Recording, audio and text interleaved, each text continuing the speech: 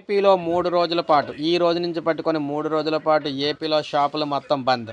అవును. ఒక్కసారిగా షాపులు బంద్ చేయడంతో ప్రజలకు ఊహించని ట్విస్ట్.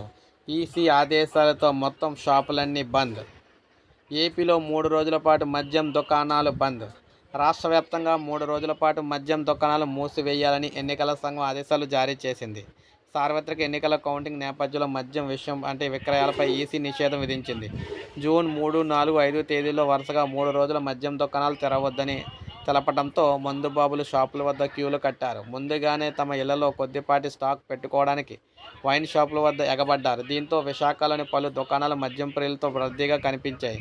తిరిగి మళ్ళీ 6వ తేదీన ఉదయం వైన్ షాపులు తెరుచుకుంటాయని తెలుస్తుంది. సో దీంతో మనం చూసుకుంటే 6వ తారీఖు వరకు కూడా ఎట్టి పరిస్థితుల్లో ఏపీలో మద్యం దుకాణాలు అయితే తెరవకూడదన్నమాట. మొత్తం అన్ని దుకాణాలు బంద్ అయితే ఉంటాయి. ఇప్పుడే మనకు అప్డేటెడ్ అఫీషియల్గా న్యూస్ అయితే రావడం జరిగింది. 3 రోజుల పాటు మొత్తం మూసివేస్తున్నారు షాపులన్నీ కూడా. ఒక లైక్ చేయండి, సబ్స్క్రైబ్ చేసుకోకపోతే మన ఛానల్ సబ్స్క్రైబ్ చేసుకొని ఫాలో అవుతుంది.